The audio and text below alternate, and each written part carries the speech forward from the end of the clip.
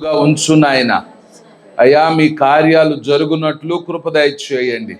ఎవనికి యాకోబు దేవుడు సహాయుడగును, ఎవడు తన దేవుడైన యెహోవా మీద ఆశ పెట్టుకును వాడు ధన్యుడు అని మీరు సెలవిచ్చారు. నాయనా, ఈ రాత్రి సిద్ధపాటు రాత్రి ఏ ఒక్కరూ పోగొట్టుకొనివ్వద్దయ్యా. మీ సన్నిధిలో ఉన్న దేవా సమృద్ధిని, మీ సన్నిధిలో ఉన్న ఆనందాన్ని, మీ సన్నిధిలో ఉన్న ఆశీర్వాదాన్ని, మీ సన్నిధిలో ఉన్న ప్రత్యక్షతను పొందడానికి కృప దయచేయండి నాయన. భక్తుల వలె యెహోవా మందిర ఆవరణము చూడవలనని మా ప్రాణం ఎంతో ఆశపడుచున్నది. జీవము గల దేవుని దర్శించుటకు ఆనందముతో కేకలు వేయుచుందన్నారు. అలాంటి దేవ ఆసక్తి, ఉత్సాహము, ఉజ్జీవము పుట్టించండి, మాలో రగిలించండి. కుటుంబాలను దర్శించి మేలు చేసి మహిమ పొందమని యేసు నామమున అడుగుచున్నాము తండ్రి, ఆమేన్. మంచిదండి, దేవునికి స్తోత్రం. మనలను ప్రేమించి మనకి రాత్రి ఇలా కలిసి దేవుని స్తుతించుటకు, దేవుని మాటలు ధ్యానించుటకు ప్రభు మనకి ఇవ్వబడిన ఈ మంచి సమయాన్ని బట్టి ప్రభుకి మహిమ కలుగును గాక, ఆమేన్. మీరందరూ సంతోషంగా ఉన్నారా? చప్పట్లు కూడా దేవుని మహిమ పరుద్దాం. ప్రభు నామానికి మహిమ కలుగును గాక, ఆమేన్. రండి, ఈ రాత్రి మనము దేవుని వాక్యాన్ని జ్ఞాపకం చేసుకుందాం, ధ్యానిద్దాం. 2వ సమూయేలు గ్రంథం, 2వ సమూయేలు గ్రంథం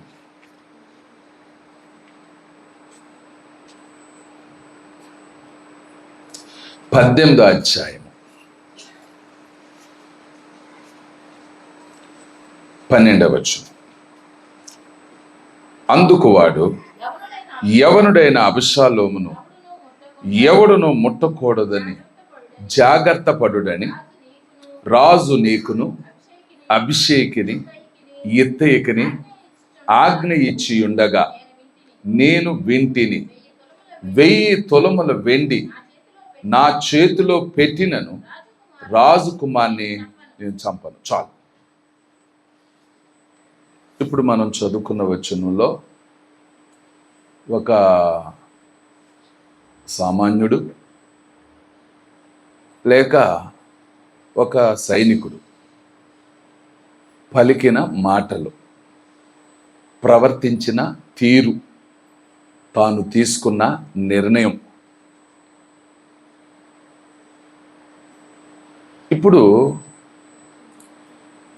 ఒక సందర్భం ఎదురైంది. ఏమిటి అది అంటే, రాజకుమారుడైన అబషాలోము దావీదు నాకు వ్యతిరేకంగా బయలుదేరి తాను చేసిన పని ఏమిటంటే రాజు మీద యుద్ధానికి వచ్చాడు. ఎవరు అంటే అబషాలోము. అలాంటి సమయంలో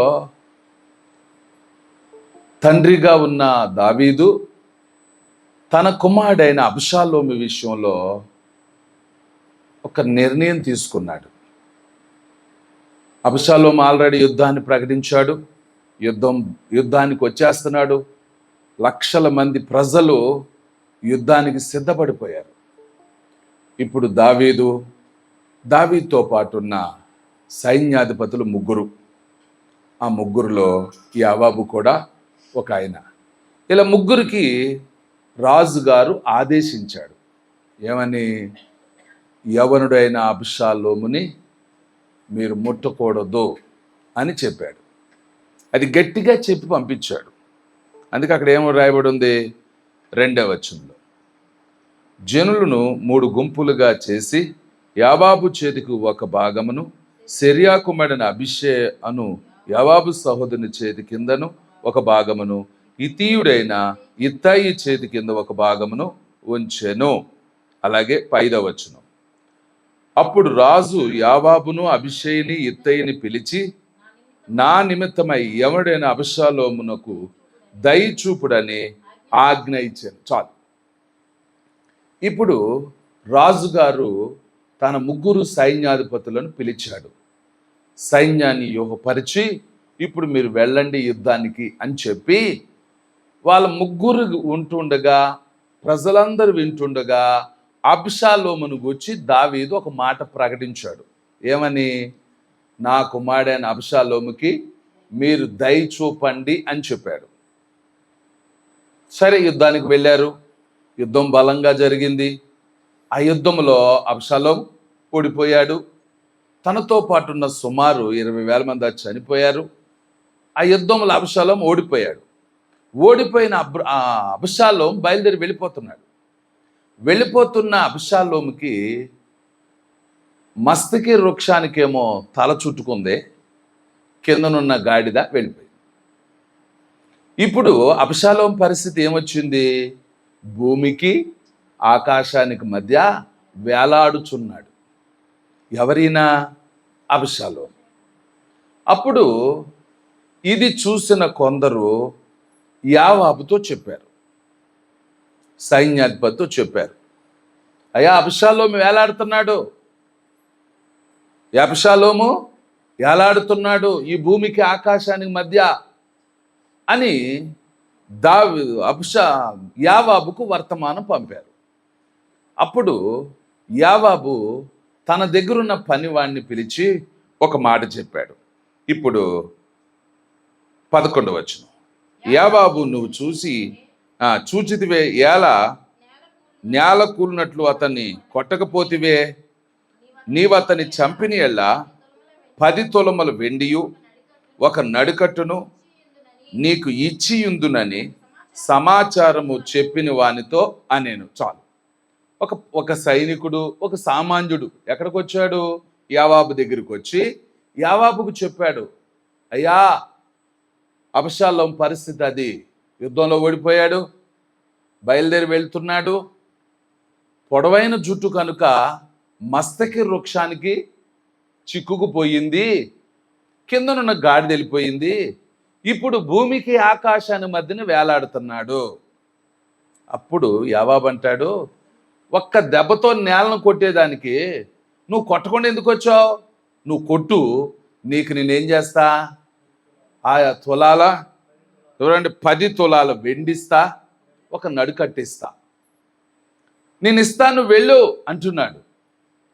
అప్పుడు ఈ పనివాడు, ఒక సామాన్యుడు, ఒక సైనికుడు యావాబుతో చెప్తున్నాడు, నాయనా ఇప్పుడు చూడండి, అందుకు వాడు, యవనుడైన అబ్షాలోమును ఎవడును ముట్టకూడదని జాగ్రత్త పడుడని రాజు నీకును అభిషేకిని ఇత్తయికిని ఆజ్ఞ ఇచ్చుచుండగా నేను వింటిని. ఆయన ఏమంటున్నాడు? రాజుగారు ఏం చెప్పాడో నేను విన్నా.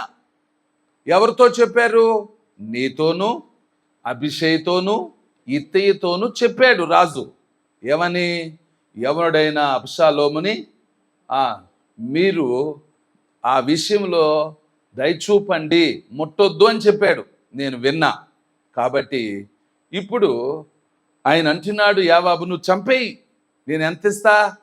10 తులాలు వెండిస్తా, రెండవది నడికట్టిస్తా, నువ్వు వెళ్ళు అంటున్నాడు. అప్పుడు ఈయనేమంటున్నాడు చూడండి, 1000 తులముల వెండి నా చేతిలో పెట్టినను రాజకుమారిని నేను చంపను. ఆమేన్. ఇప్పుడు ఇతనిలో కనపడే ఒక సామాన్యుడైన ఈ సైనికుల్లో కనపడే ఒక చక్కని లక్షణం ఏమిటంటే, రాజైన దావీదు మాటకు విధేయత చూపుతున్నాడు, విధేయుడుగా మాట్లాడుతున్నాడు. రాజు ఏం చెప్పాడో నువ్వు విన్నావు, అభిషే విన్నాడు, ఇది తీయుడునా మరి ఇత్తయి విన్నాడు. ఈ ముగ్గురు వింటుండగానే కదా రాజు చెప్పాడు. కనుక నీవు 1000 తులాలు వెండి నా చేతిలో పెట్టినా నేను ఈ పని చేయను. ఇప్పుడు ఆయన యావాబు గారు ఆయనకు ఆశ చూపాడు. ఒకటి బహుమానం ఎంత? 10 తులాలు వెండిస్తానన్నాడు. రెండవది ఒక నడుకట్టిస్తానన్నాడు. అంటే దాని భావం ఏమిటి? ఆయనకు అంటున్నాడు, నువ్వు ఈ సమయంలో కానీ అబ్షాలోముని చంపితే నీకు నేనేమిస్తా? నీకు బహుమానం ఇస్తా. ఎంత? 10 తులాలు వెండిస్తా. అంతేకాదు నీకు నడుకట్టిస్తా. నడుకట్టు అనేది పదవి పెంచుతా, నీకు ప్రమోషన్ ఇస్తా, నీకు అధికారం ఇస్తా అని గుర్తు. ఇప్పుడు ఈయన అంటున్నాడు, నీ బహుమానం నాకొద్దు,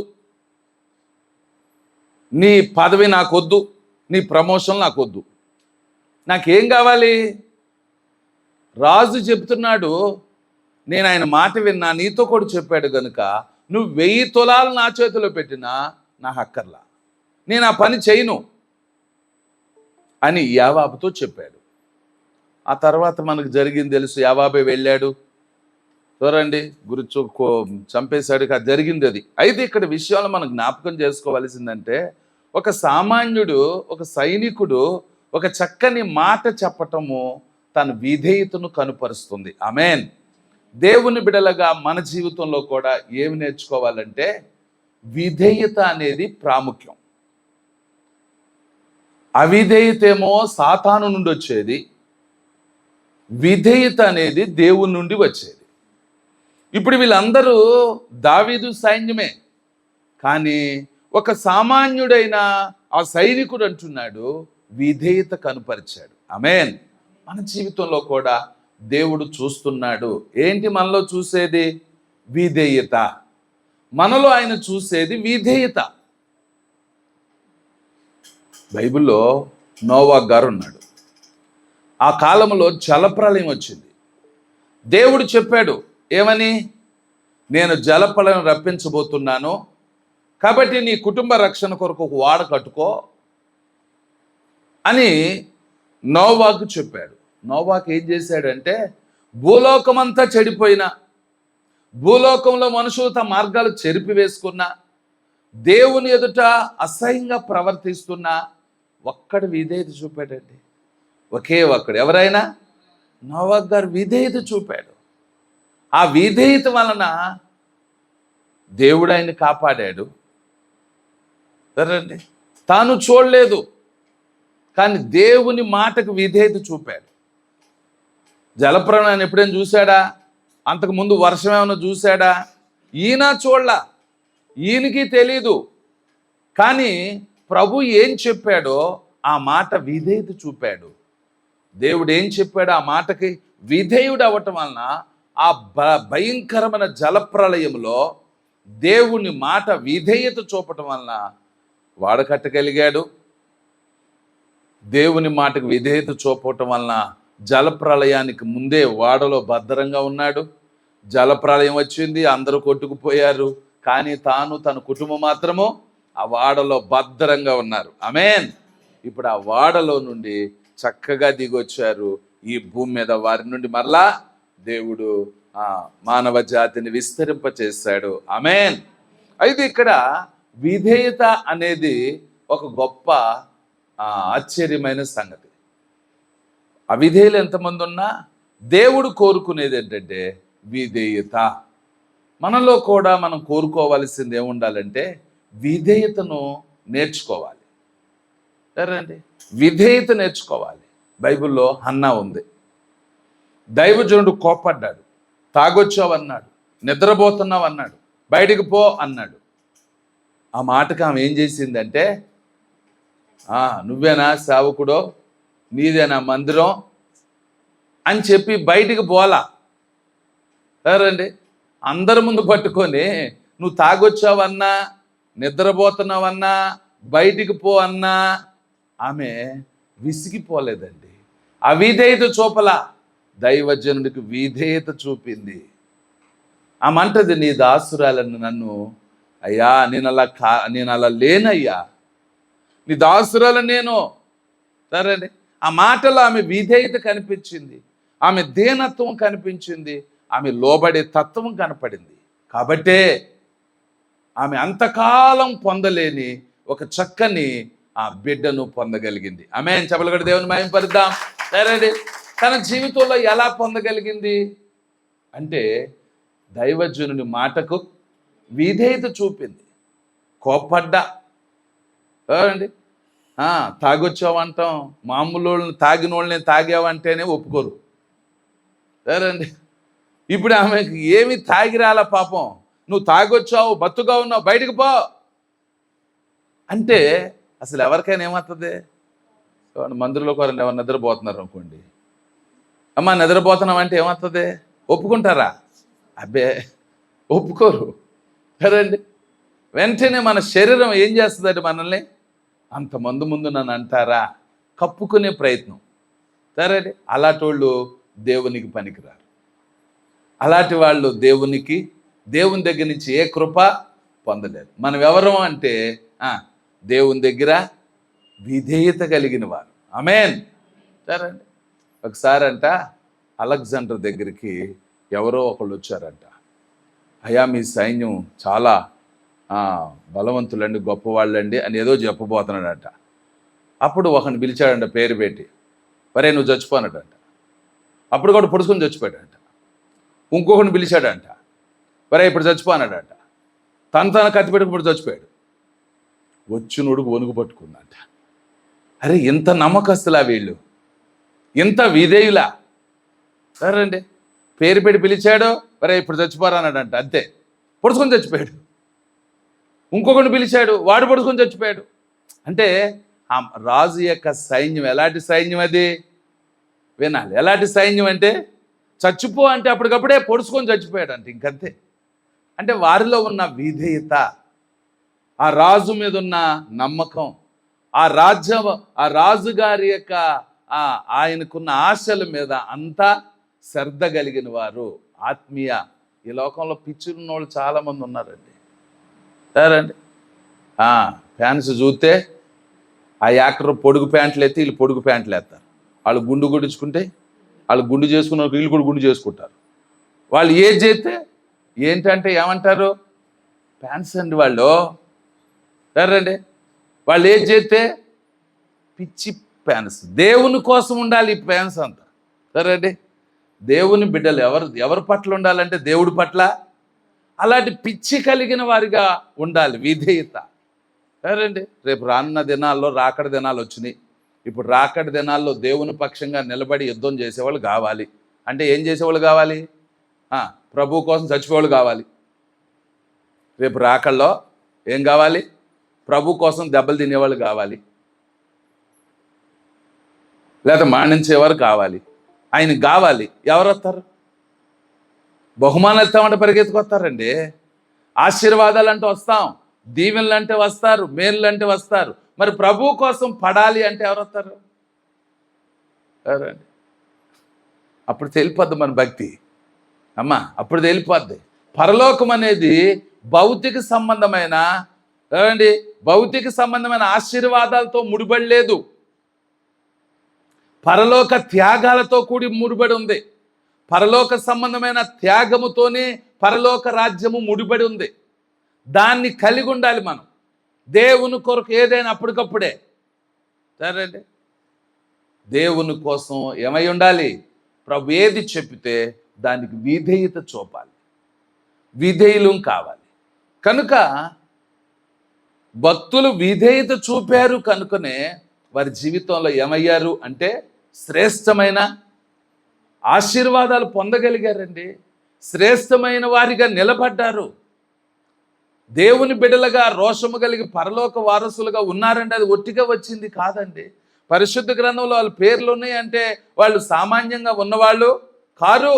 కాబట్టే వాళ్ళ పేర్లు మనం చదువుకుంటున్నాం. రేపు రాకల్లో దేవుని విశ్వాసుల పేర్లు నిలబడాలి, విశ్వాసుల పేర్లు చదవబడాలి. ఇక్కడ పేర్లు చదివితే కానుకలు ఎన్నవుతాయో. సరే, అంటే వాళ్ళ పేరు చదువుతారు కనుక చాలా ఆశపడతారు, సంతోషిస్తారు.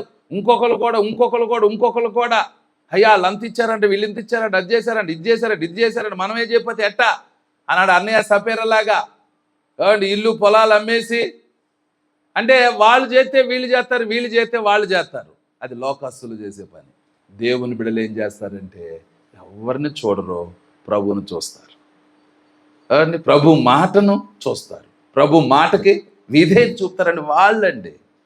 సరే, వారు అంటే దేవుని బిడ్డలు, దేవుని సందులో విధేయత కలిగిన వారు విధేయతను కనుపరుస్తారు.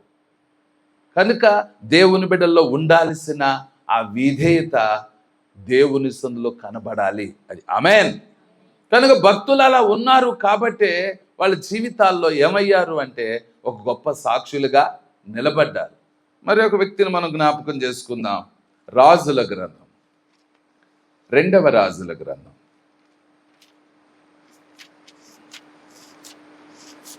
అందరూ తీసుకోండి. 2వ రాజుల గ్రంథం 5వ అధ్యాయంలో ఇక్కడ మనకు ఒక వ్యక్తి కనపడతాడు.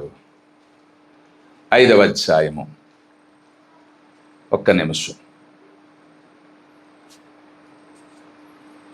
14వ వచనం. అతడు పోయి దైవజనుడు చెప్పినట్లు యోర్దాను నదిలో 7 మార్లు మునగగా అతని దేహము పసిపిల్ల దేహము వలె, అతడు శుద్ధుడాయన. చాలు. ఎవరు ఈయన అంటే మన అందరికి తెలుసు. ఎవరైనా? నయమాన్. సరే, సిరియా దేశపు సైన్యాధిపతి అయిన నయమాను. అతడంటే పరాక్రమశాలి. ఎంత గొప్పవాడు. కుష్ఠరోగిగా ఉన్నాడు. ఈ కుష్ఠరోగి చిన్నపిల్ల చెప్పిన మాట విన్నాడు, నమ్మాడు. రాజుకు చెప్పాడు, రాజు విని నమ్మాడు. ఉత్తరం రాశాడు, ఇశ్రాయేల్ దేశానికి పంపించాడు. ఆ రాజు బాధపడుతున్నప్పుడు, బట్టలు చెప్పుకొని ఏడుస్తున్నప్పుడు దైవజనుడు చెప్పాడు, నా దగ్గరికి పంపించండి. అప్పుడు దేవుని సేవకుడి దగ్గరికి వెళ్ళాడు, నిలబడ్డాడు. అప్పుడు దేవుని సేవకుడు చెప్పాడు, అయ్యా నీ రోగం పోవాలంటే యోర్దాను నదికి వెళ్ళాడు, చాలు మునిగిపోద్ది. ఏమంటారంటే ఒక మాట చెప్పాడు, నువ్వు వెళ్ళి ఆ యోర్దానులో మునిగి స్నానం చేయి, నీ రోగం పోద్ది, అంతే. ఇప్పుడు చెప్పాడు కనుక ఏం చేయాలి? విధేయత చూపాలండి. నీ రోగం పోద్దయ్యా అంటే విధేయత చూపేది పోయి అవిధేయుడు అయిపోయాడు. ఇప్పుడు అక్కడి నుంచి ఏం చేశాడు? తిరిగి వెళ్ళిపోయాడు. ఇంటికి వెళ్ళాక పనుడు వచ్చాడు, అయ్యా నీకేమైనా ఆ ప్రవక్త మేలు చేశాడా అని అడిగాడు. అప్పుడు ఆయన ఏం చెప్పాడంటే, ఆయన ఏదో యోర్దాను నదికి వెళ్ళమన్నాడు, 7 సార్లు మునగమన్నాడు, రోగం పోద్దన్నాడు అన్నాడు. అప్పుడు ఆ పనుడు గద్దిచ్చాడు పై వచనంలో. ఆయన ఏదైనా గొప్ప పనులు చేయమంటే చేయవా? ఏమైంది నీకు యోర్దానులో మునిగేదానికి?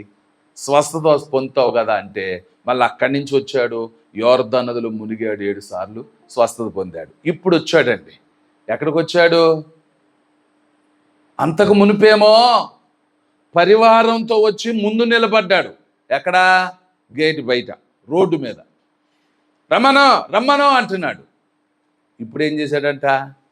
స్వస్థత పొందాక కానుకలు తీసుకొని, చూడండి, బంగారం తీసుకొని, వెండి తీసుకొని, బట్టలు తీసుకొని వచ్చాడండి. ఎక్కడికి వచ్చాడు? దైవజనుల ముందు నిలబడి, అయ్యా ఇవి మీకు బహుమానంగా ఇస్తున్నా, తీసుకోండి అన్నాడు. అప్పుడు ఆయన అన్నాడు, అయ్యా నా దేవుడు నాతో ఉన్నాడు, నాకు చాలు. నీ బంగారం కంటే, నీ వెండి కంటే, నీకున్న వాటన్నిటికంటే నా ప్రభు నాతో ఉన్నాడు. నేను ప్రభుతో ఉన్నానయ్యా, నేను ప్రభుతో ఉన్నాను కాబట్టి నాకు ఏ అవసరమో లేదు, నీ నాకు వద్దన్నాడు. ఇవన్నీ వింటున్నాడు, ఇవన్నీ చూస్తున్నాడు. ఎవరైనా? గెహాజీ. ఈయన అంటున్నాడు, ప్రభువుతో నేను ఉన్నానయ్యా, నాకు అవసరం లేదు.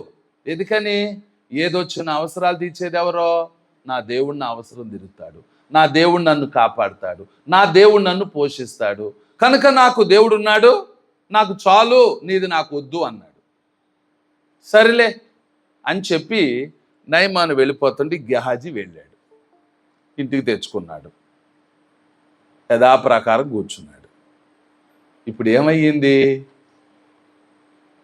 దేవుని మాట విని, దైవజను మాట విని విధేయత చూపి యోర్దాను నదిలో 7 సార్లు మునిగిన వాడేమో స్వస్థత పొందాడు. దైవజను దగ్గరుండి ఒక చక్కని సేవకునికి పరిచారకుడిగా నిలబడి, ఏమండి, దేవుని సేవకుడితో నిత్యము ఉంటున్నాడు, దేవుని కార్యాలు చూస్తున్నాడు, దేవుని ప్రత్యక్షతలు చూస్తున్నాడు.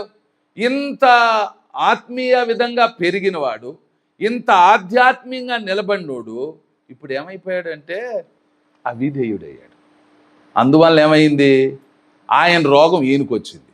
పాపం ఒక్కడికే వస్తే పర్వాలా, పాపం ఒక్కడే ఆ రోగి అయితే చేసిన అవిధేయతకు పాపం ఒక్కడి వలన పోయేది. కానీ అది ఎవరి మీదకి వచ్చిందంట?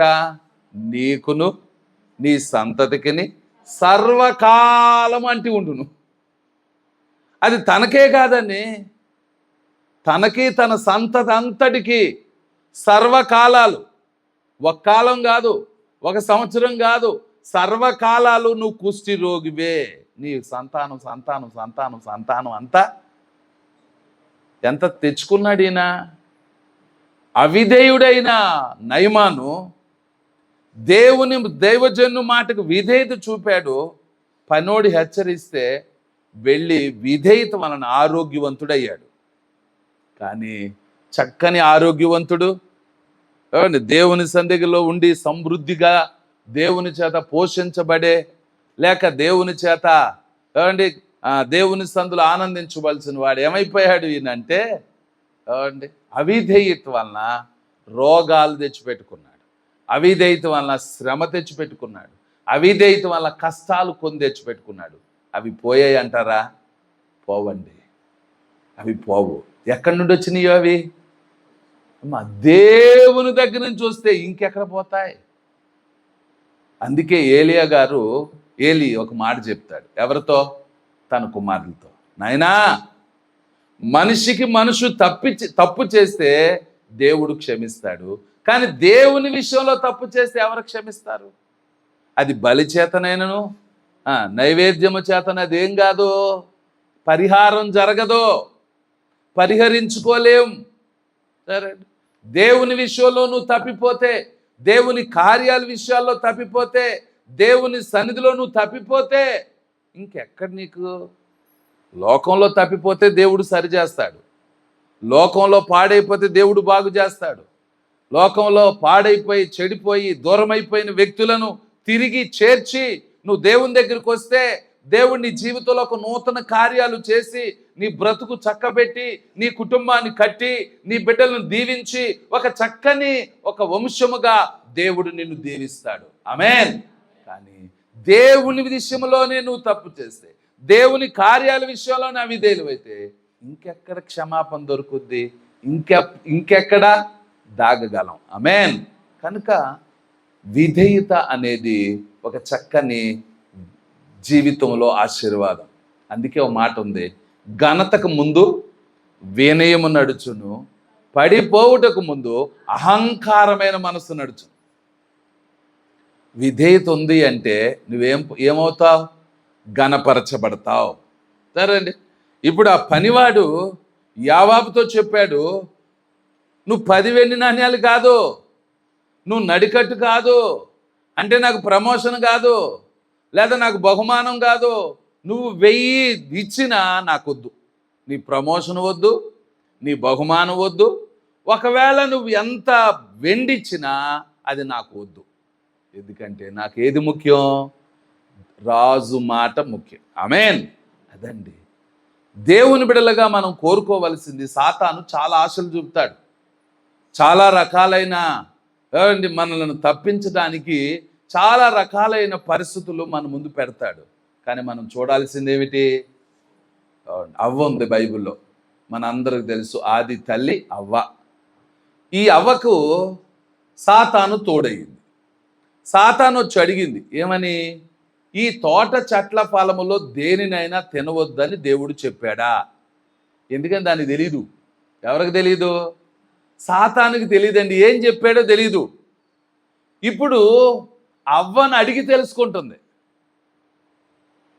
సాతాను వచ్చాడదే, ఈ తోట చెట్ల ఫలాల్లో దేనినైనా తినవద్దని దేవుడు చెప్పాడా అంటే సాతాను ఆలోచించింది. దేని విషయంలో పడగొట్టింది? అక్కడ 3 విషయాలు కనిపిస్తాయి. ఎప్పుడైతే ఆ మాట చెప్పిందో, ఏ మాట చెప్పింది? దేవుడు మాకు ఈ తోట చెట్ల మధ్యనున్న చెట్టు ఫలం తినొద్దన్నాడు. తినొద్దన్నాడంటే దానిలోనూ ఉంది. ఏది వద్దన్నాడో అందులో ఉందండి. సాతాను యుక్తంతా అందులో దాగి ఉంటుంది. దేవుడు వద్దన్నాడు అంటే, దేవుడిది చెయ్యొద్దు అన్నాడు అంటే, యజమానిగా, దేవునిగా, రక్షకుడిగా, సమరక్షకుడిగా దేవుడు చెప్తున్నాడు నువ్వు చెయ్యొద్దు. లేదు, నేను చేసి తీరుతా, చూపిస్తా అన్నట్టుగా ఆమె ఏం చేసింది? ఆ పాముతో చెప్పింది. ఏమని తెలుసా? ఈ తోట చెట్ల ఫలాలన్నీ తినమన్నాడు, కానీ ఒక్క చెట్టు ఫలమే తినొద్దన్నాడు. అలాగా? తెలుసా మీకు? ఆ పండు తింటే మీరు దేవతల వల్ల అయిపోతారని చెప్పింది. అప్పుడు చూసిందండి అవ్వమ్మ గారు పండుని, బైబిల్లో అన్నమాట. అప్పుడు చూసింది.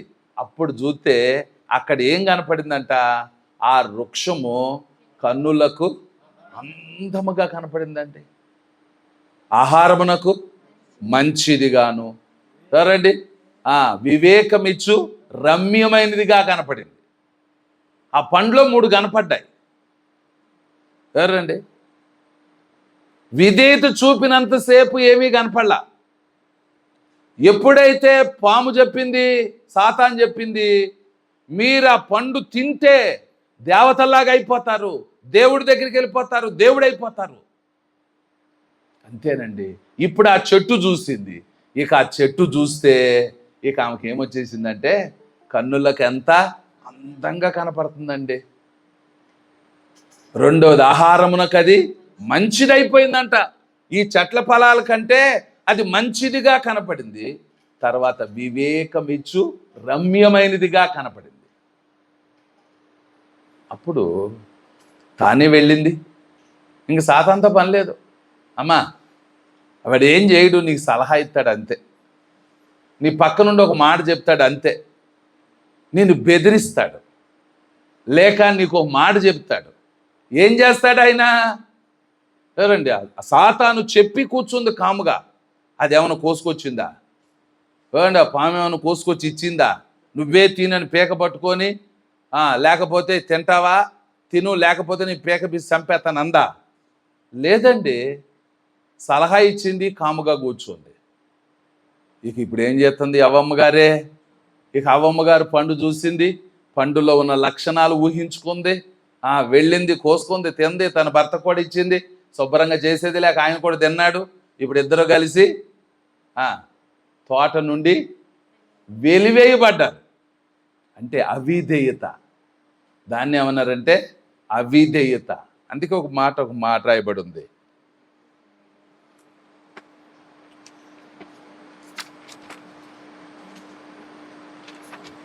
రోమీలకు రాసిన పత్రిక రండి, రోమీలకు రాసిన పత్రిక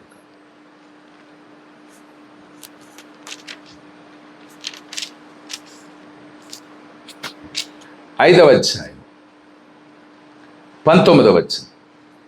ఏలనగా ఒక మనుషుని అవిధేయత వలన అనేకులు పాపులుగా ఎలాగూ చేయబడిరో, అలాగే ఒకని విధేయత వలన అనేకులు నీతిమంతులుగా చేయబడుదురు. ఆమేన్. ఇక్కడ ఒక మాట రాయబడి ఉంది, ఒకని విధేయత, ఒక నవిధేయత అనేకులను పాపులుగా చేసేసిందండి. ఎవరైనా? ఆదాము ఒక్కడో. నువ్వొక్కదానివి చేసిన పని, నువ్వొక్కడవు చేసిన పని ఏమవుద్దో తెలుసా? తరాలకు అది ఒక దోషంగానే మిగిలిపోయింది, ఒక పాపంగానే మిగిలిపోయింది, ఒక అవిధేయతగానే మిగిలిపోయింది. నిజమే, సరేండి. చేసినంత చేస్తారు. ఇలా అయ్యిద్ది అనుకోలేదు, ఇలా జరుగుద్ది అనుకోలేదు, ఆ తర్వాత బాధపడ్డా ప్రయోజనము లేదు. ఇప్పుడు ఒక మనుషుని అనగా ఆదాము అవ్వ యొక్క అవిధేయత, ఆదాము కూడా చేశాడు, ఇద్దరు కలిసి అవిధేయులయ్యారు. అవిధేయత సర్వ ప్రపంచాన్నే తలకిందులు చేసేసిందండి. అందుకే దేవుడు తోట నుండి వెళ్ళగొట్టాల్సి వచ్చింది. వెళ్ళగొట్టబడిన మానవుడిని తిరిగి మరలా రక్షించుకోవాలి, తిరిగి మరలా కాపాడుకోవాలి. కాబట్టే ఒకని విధేయత, ఎవరైనా మన ప్రభువైన యేసుక్రీస్తు వారి విధేయత. అందుకే ఒక మనుషుని విధేయత వలన, ఇక్కడ మాట ఉంది సరే, ఒకని విధేయత వలన అనేకులు నీతిమంతులుగా చేయబడుదురు. సరే, ఒకని నీ విధేయత అందరు నీతిమంతులుగా చేసింది. ఎవరా విధేయులు అంటే మన ప్రభువైన యేసుక్రీస్తు వారు. ఒకసారి మనం హెబ్రీయులకు రాసిన పత్రిక వెళదాం. హెబ్రీయులకు రాసిన పత్రిక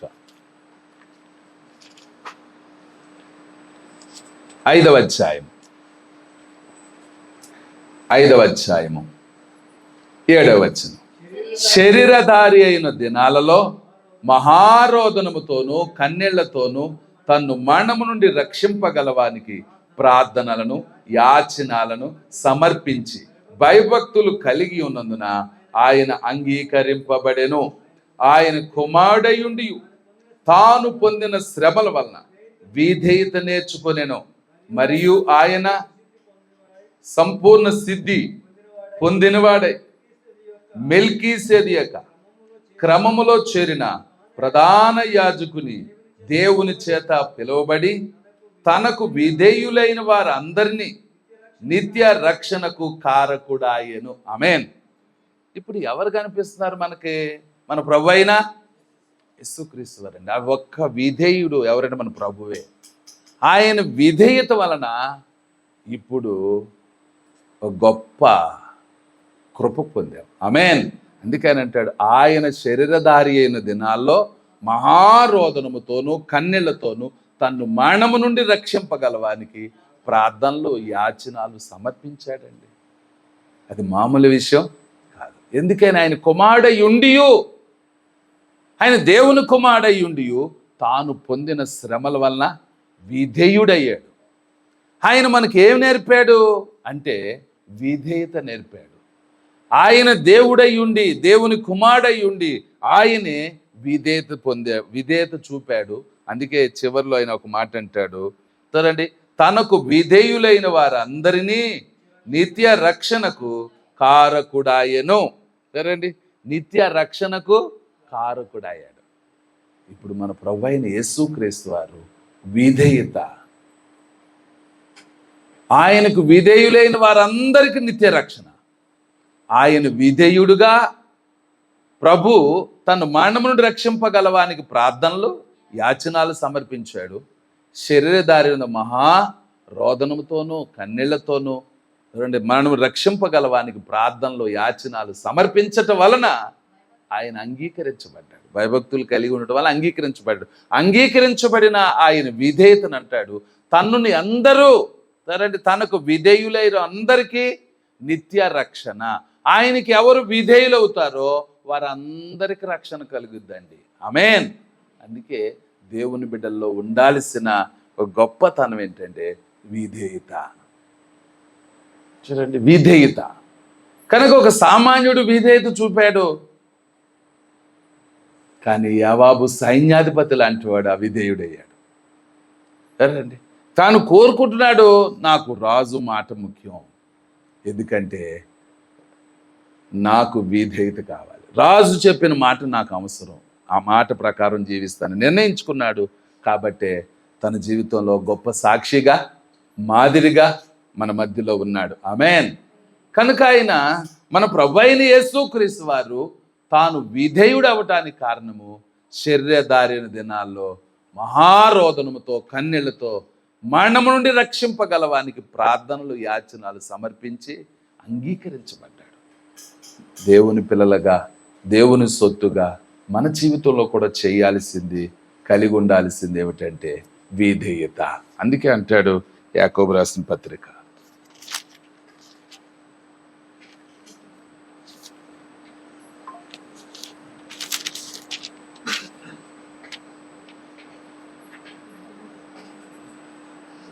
యాకోబు రాసిన పత్రిక 2వ అధ్యాయం,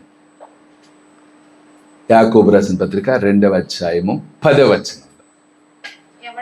ఇక్కడ ఒక విషయాన్ని చెప్తూ, ఎవడైనను ధర్మశాస్త్రము గైకొనికి ఒక ఆజ్ఞ విషయంలో తప్పిపోయిన ఎడల ఆజ్ఞ అన్నిటి విషయంలోనూ అపరాధి యగును. వ్యభిచరింపవద్దు అని చెప్పిన వాడు నరహత్య చేయవద్దు అని చెప్పాను గనుక నీవు వ్యభిచరింపకపోయినను నరహత్య చేసిన ఎడల ధర్మశాస్త్ర విషయంలో సరేండి, ఇప్పుడు అపరాధి యగును. చాలు, ఈ మాటల్లో ఉన్న విషయం ఏంటంటే ధర్మశాస్త్రాన్ని పౌలు గారు ఏమంటాడంటే, ఇక్కడ యాకోబు గారు 10 ఆజ్ఞలు ఉన్నాయి. ధర్మశాస్త్రం యూదులకు దేవుడిచ్చాడు. ఈ 10 ఆజ్ఞల్లో 9 పాటించావు, 1 పాటిలా. ఇప్పుడు ఏమంటున్నాడు ఆయన? అవిధేయుడు అంటున్నాడు. ఆజ్ఞలు అనేవి 10 పాటియాలి. నువ్వు 9 పాటించావు, 1 మర్చిపోయావు, లేదా ఒక్కదానే విడిచిపెట్టావు. విడిచిపెట్టిన దాని విషయంలో నువ్వు అవిధేయుడివే. అమ్మా వింటున్నారా సహోదరు? అది ఏమంటున్నాడు? నువ్వు అవిధేయుడివే. కనుక సంపూర్ణత ఏది? ఆజ్ఞలు 10 పాటియాలి. అది ఆయన చెప్పిన మాట. దేవుడు ఏదైతే చెప్పాడో ఆ మాటలు, ఆజ్ఞలు మనం గైకొనాలి. అందుకే పరలోక రాజ్యం అనేది, అందుకే ప్రభు అంటారు, ఆత్మ విషయమై దీనులైన వారు ధన్యులు, పరలోక రాజ్యము వారిది. ఆత్మ విషయంలో దీనత్వాన్ని చూపాలి, విధేయత చూపాలి. ఆ విధేయతే సరేండి ఘనతకు, గొప్పతనానికి, ఆత్మీయతకు సూచనలు. ఆమేన్. కనుక దేవుని బిడలగా ఆయన ఆ మాట చెప్పాడు. అలాగే తిమోతిలకు రాసిన పత్రిక, పౌలు గారు తిమోతిలకు రాసిన పత్రికలో చెప్తాడు. 2వ తిమోతిలకు రాసిన పత్రిక 4వ అధ్యాయానికి వద్దాం. 4వ అధ్యాయం 2వ వచనం. వాక్యమును ప్రకటింపుము, సమయమందును అసమయమందును ప్రయాసపడుదుము, సంపూర్ణమైన దీర్ఘశాంతముతోను ఉపదేశించుము, ఖండించుము, గద్దించుము, బుద్ధి చెప్పుము. ఎందుకనగా జనులు హితబోధను సహింపక దురద చెవులు గలవారే తమ స్వకీయ దురాశలకు అనుకూలమైన బోధకులను తమ కొరకు చాలే. ఇక్కడ ఒక మాట అన్నాడు. ఆయన ఏమంటాడంటే, పౌలు గారు తిమోతికి రాస్తూ, నా కుమారుడా వాక్యం ప్రకటించాలి. ఎప్పుడు ప్రకటించాలి? సమయమందు అసమయమందు ప్రకటించాలి. విధేయత అంటే ఏంటి? సమయం ఉన్నప్పుడే కాదు, అసమయంలో కూడా నీ విధేయత కనపడాలి. అందరూ ఉన్నప్పుడు, అన్నీ ఉన్నప్పుడు నీ విధేయత కనపడటం గొప్ప సంగతి కాదు. మనకి యోబు గారు కనపడతాడు. యోబు గారిని జ్ఞాపకం చేసుకుంటే, అన్నీ ఉన్నప్పుడు ఏమన్నాడు? మహారాజులాగా ఊజు దేశంలోనే ఒక గొప్పవాడిగా పేరు పొందాడు, జీవించాడు, కుటుంబంతో ఆనందించాడు. ఇప్పుడు ఆయన జీవితంలో ఏమైంది? అన్నీ పోయింది, ఆరోగ్యం పోయింది. అయినప్పటికీ ఒక మాట అంటాడు. ఏమని? ఆయన ఎదుట విధేయుడయ్యాడు. ఆమేన్. అందుకే పౌలు గారు చెప్తున్నాడు, నువ్వు వాక్యం ప్రకటించు. అది ఎప్పుడు? సమయం అప్పుడును అసమయం అప్పుడు కూడా నువ్వు ఉండాలి. అంటే మందంతా సాగితే బండి, సాగపోతే మొండి అన్నట్టుంటాం. మనకు అన్ని బాగున్నాయి అనుకోండి, అబ్బా ఏసైనా ఎంత బాగా ప్రార్థన చేస్తాము. ఏదైనా సమస్య వచ్చిందనుకోండి, ఇంకంతే. రండి, మొన్న ఎప్పుడో వర్షాలు కావాలని ప్రార్థన చేసాం, దేవుని స్తోత్రం, దేవుడు మంచి వర్షాలు ఇచ్చాడు ఉపవాస ప్రార్థనలో.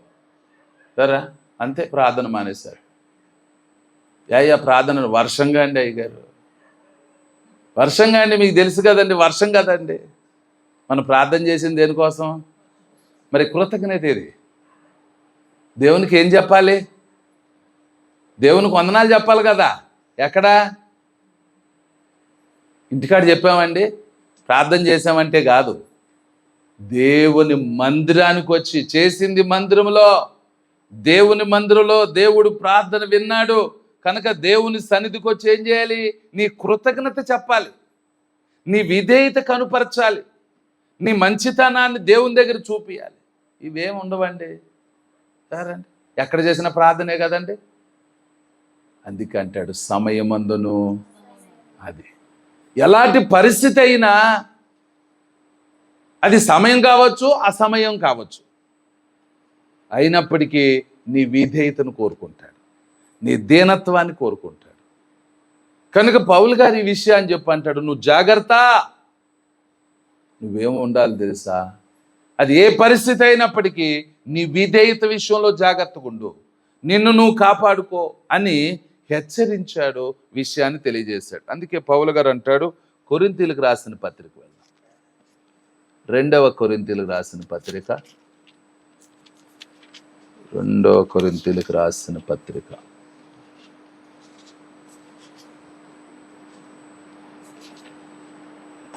10వ అధ్యాయము, 2వ కొరింథీయులకు రాసిన పత్రిక 10వ అధ్యాయము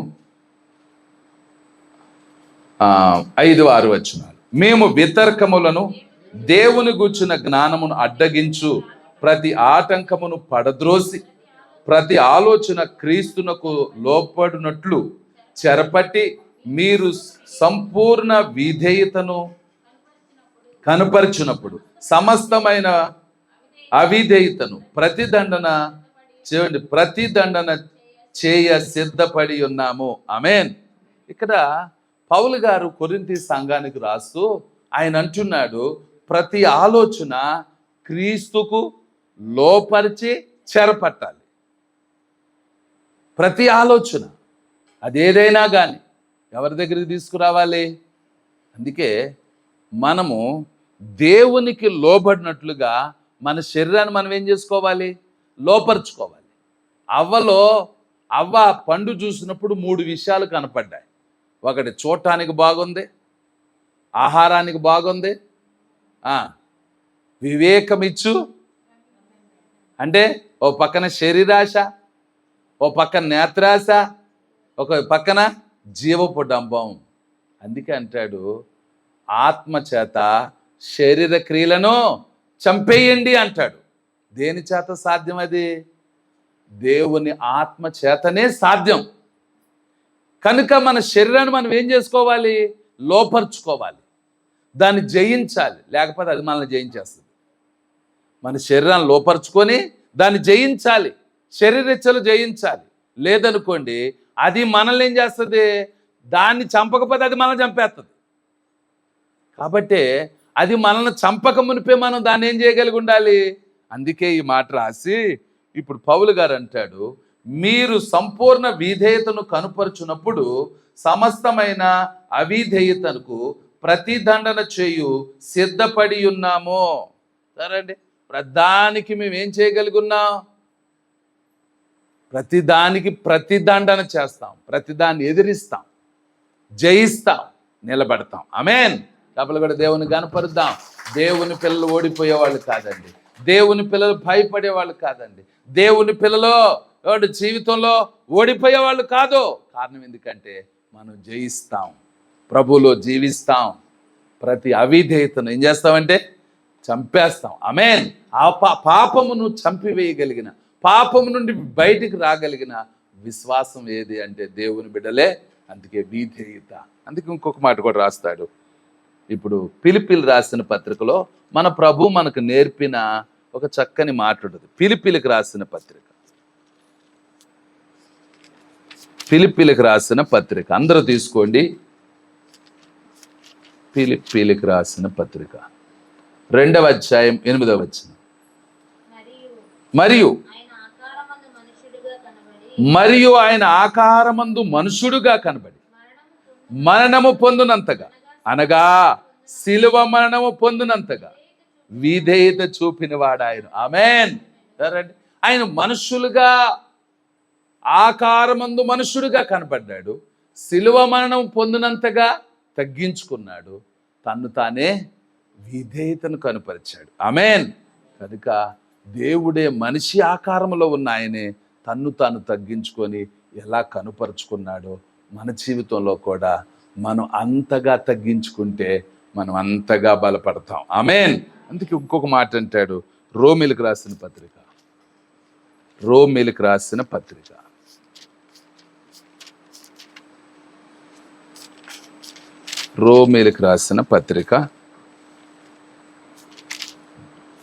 16వ అధ్యాయం తీసుకుందాం.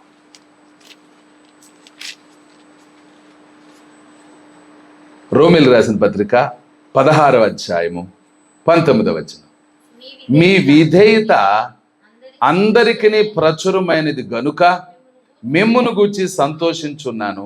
మీరు మేలు విషయమై జ్ఞానులను, కీడు విషయమై నిష్కపటులై ఉండవల్లని కోరుచున్నాను. సమాధానకర్తయగు దేవుడు సాతానును మీ కాళ్ళ క్రింద శీఘ్రముగా చితకదొక్కును. ఆమేన్. ఈయన అంటాడు చెబుతూ, మీ విధేయత అందరికీ ప్రచురమైంది కనుక మిమ్మల్ని గూర్చి నేను సంతోషిస్తున్నాను. మీరు మేలు విషయమై జ్ఞానులను, కీడు విషయమై నిష్కపటులై ఉండండి. సరే, మీరు జ్ఞానులుగా ఉండండి, నిష్కపటులుగా ఉండండి. ఎందుకంటే మీ విధేయత ఏమయ్యింది? ప్రచురమైంది కనుక నేను మీ విషయంలో సంతోషిస్తున్నాను పౌలు. దేవుని బిడలుగా మన జీవితంలో కూడా ఆ విధేయతను కనుపరిస్తే పౌలు గారు ఎలా సంతోషించాడో పరలోకమందున దేవుడు సంతోషిస్తాడు. ఆయన సంతోషిస్తే నీకు, నాకు, మనందరికీ సంతోషం కలుగుద్ది. ఆమేన్. దేవుడు మన విషయంలో సంతోషించాడా, మనకు సంతోషమే.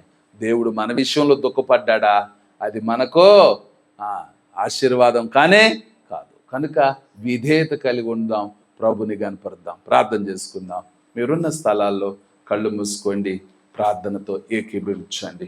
ప్రేమ కలిగిన దేవుడు మన దేవుడు, కృప కలిగిన దేవుడు మన దేవుడు, సదాకాలము ఉన్నవాడు, ఆయనకు అసాధ్యమైనది లేదు.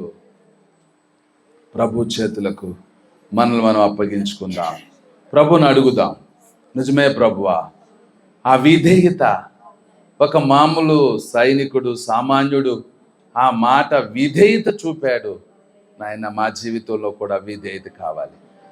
దేవా, అబ్రహాం గారు విధేయత చూపారు, నోవాకు విధేయత చూపారు, నాయనా యోబు గారు విధేయత చూపాడు, హన్నా విధేయత చూపింది, నయమాను విధేయత చూపాడు. మీరు దేవుడిపై ఉండి మీరు కూడా విధేయత చూపారయ్యా. మేము ఎన్నో విషయాలు విన్నాం, మా జీవితంలో కూడా ఆ విధేయతను కాపాడుకోవడానికి కృప దయచేయండి. ఈ రాత్రి విన్న మాటలు మా హృదయాల్లో ముద్ర వేయమని, కుటుంబాలను దర్శించి దీవించమని, ఇప్పుడు చేయనైన ప్రార్థన కొరకు మమ్మల్ని సిద్ధపరచమని యేసు నామమున అడుగుచున్నాము తండ్రి. ఆమేన్.